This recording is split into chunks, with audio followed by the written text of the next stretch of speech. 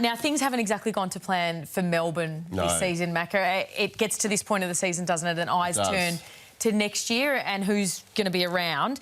Young defender Jud McVeigh, though, you tell us that there might be a little bit of a roadblock on his deal. Yeah, absolutely. Johnny Ralph's been looking into this as well. Like, he's been looking deep diving on the Demons, and we've got a lot in Moneyball in tomorrow's Herald Sun as well. He's had a contract on the table since last year. That's always a little bit of a worry. He's a WA boy, hasn't re-signed, but he's also not fielding rival offers. So he's just sitting there waiting, trying to work out what he's doing. He's keen to play as a bit more of an aggressive defender, a bit further up the ground. That's what he's keen to do. So I reckon it's a watch this space at the moment. Definitely. He's not entertaining offers, but he's also not signing that that contract that's been sitting there for so long. So I think it's fascinating to see what he does. He's a very good player at his best. Well, another strategy. Yeah, very interesting. A veteran's playing himself into another deal. Yeah. Jake Melksham is their forward line right now. Lock him in. He's kicked 9 goals the last 2 weeks, turns 34 in August, but it looks like he's going to get another year, which is a great story. He's come off knee reconstructions. But the issue is this time of the year, clubs, there's a few of these veterans are going to have to wait because clubs aren't going to commit now in case there's another injury. 100%. So the guys like Melksham, Nick Haynes at Carlton, they're all going to have to wait till the end of the season, sit there and go, please give me a deal. But I think Jakey Melksham... He deserves one, doesn't he? 100%. He's it at the moment.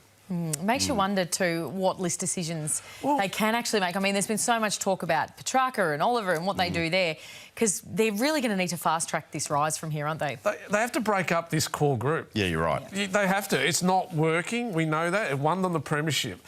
Now, Jake Lever, he's sexy because he did play reserves a couple of weeks ago, but you look at him, out of... Stephen May's potentially too old to go somewhere else. Jack Viney...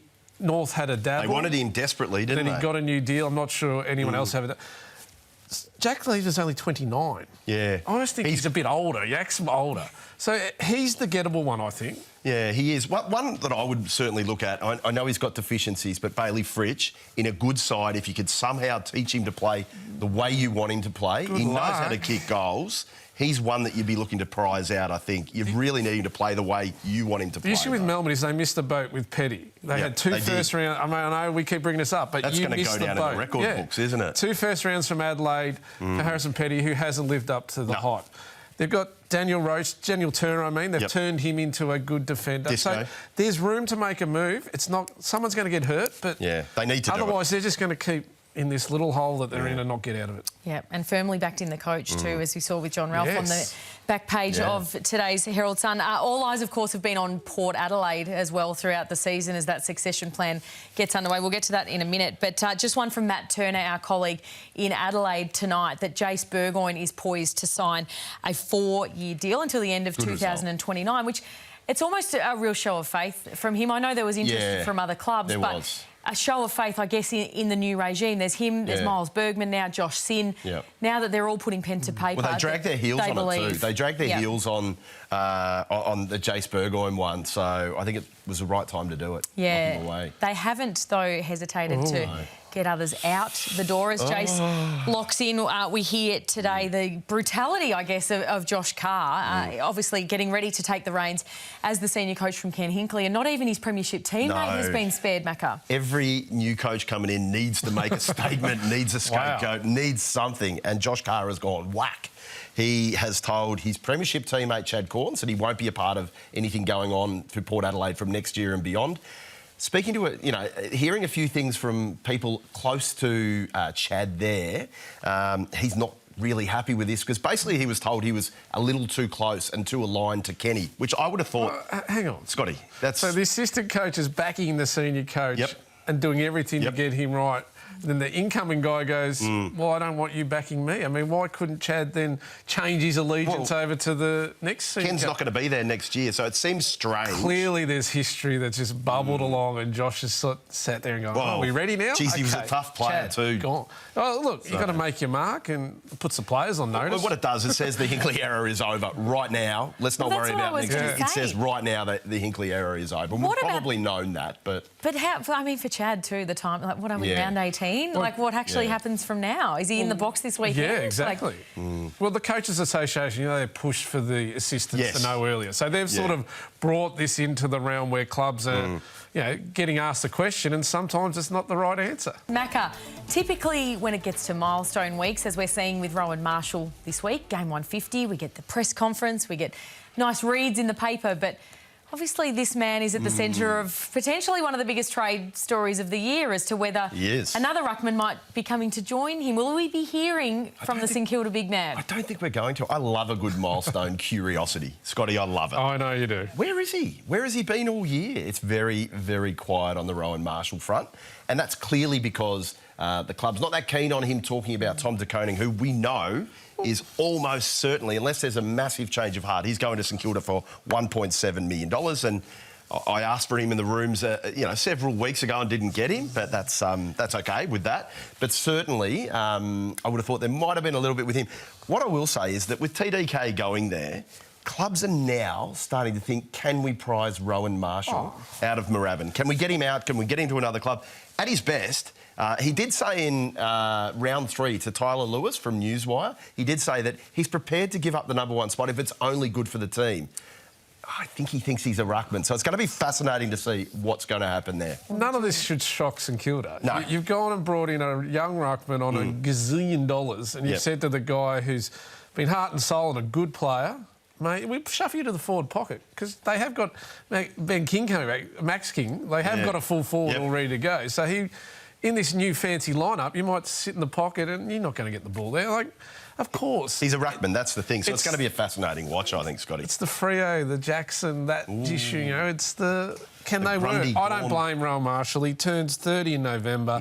Still got a couple of good years, I'd be surprised if he's there. Well, you've all but moved Tom De Koning to Moorabbin already. Macca is looking that way. Blues fans, of course, are just desperate for something positive at the moment. Give us something. There's not a lot there, is there? It's a bit of a stretch, We're thinking already about 2026. But just in terms of 2026... Harry McKay is definitely staying. He has told people he doesn't want to leave. He's very keen to stay. And the club, having spoken to the club on a number of... They've been at pains to point out they've never once considered trading him, or Charlie Curnow for that matter. They see them as Ralphie has coined it before, unicorns that you really can't get anywhere else. So I'd be stunned if Harry is not there. You think the opposite? I don't think that should be the messaging from Carlton. No, I think it is. Everyone should be on that table. Graham Wright should and probably would be, if he's having chats to clubs, which he would be going, this whole joint needs to be rocked. It's good of Harry to say, I want to stay. Well, maybe play a bit more, Harry. Get yourself fit. Get out there. Play properly. I can't believe that. Yeah, it's nice that he wants to stay. Yeah, and the club wants him, but it could change. Might not be his decision. Oh, it's going to be a very, very... It's going to be fun in October. Oh, we're going to be busy, aren't we? Oh, yes, very busy. Hey, talk about fun. Heading down to the Apple Isle, of course, we've been across Tassie well and truly here at the Midweek Tackle. Our colleague James Bresnahan at the Mercury has got one of my favourite stories of the year. We love recruiting. Now, the National Championships is coming up, and he is telling us that the Devils have launched their brag book. Typically the territory of proud grandmothers that they pull out of the handbag with photos of the grandkids. But it is a tool being used by the Devils recruiters, essentially a handbook or a brochure that's going to be dished out to player managers and players and, of course, their parents too. As much as this is a recruiting drive on the footy front, it's got elements about golf courses and the stadium, of course, is such a close watcher at Macquarie Point there, Salamanca Market. I mean, they're all magnificent selling points, museums and all the rest of it. But it really piqued my interest as an interesting one, Scotty. It's a tourism drive as much as it is recruiting about the lifestyle in Tasmania. Yeah, clever, because it's the under-16s championships on the Gold Coast. So they're looking at the guys who are going to be right in their wheelhouse. This just has to go to mum and dad. Here it is, dad, straight to the golf courses. So if my son plays there... Can I get an early membership? All that sort of stuff will be written into contracts. I love it. It's genius. And Loz, Wrexham were at Hawthorn training today. Well, so was Cooper Hodge. Hodgie's son was there. Cooper Hodge. Second day in a row training there. There's a tug of war going on between Brisbane. There's a tug of war going on, Brisbane, Hawthorn. Hawthorn haven't given up just yet. Sorry, Luke Hodge's son cannot play for anyone but Hawthorn. He barracks for Brisbane, I think. I know, and they live up there, but... Look at this. Hodgie would be saying, go find your feet down there. Wow. So, I mean, this is just magnificence to the Warms eyes the of Hawthorn fans, isn't it? And I think it's a pretty smart play from them too, isn't it? Getting there. It's been down for a couple of days. The Wrexham boys are there. There's a little bit of sort of celebrity flavour going on. What's your feeling? I'm like Scotty. I really hope that he goes to Hawthorn, but I think it's line ball at the moment. It's very close. Yeah. Send the kid back. Get out of home. Spread your wings like Luke did. He went from Colac to Melbourne to the big smoke. Took a few years to figure it out, but I think Cooper might figure it out a bit earlier.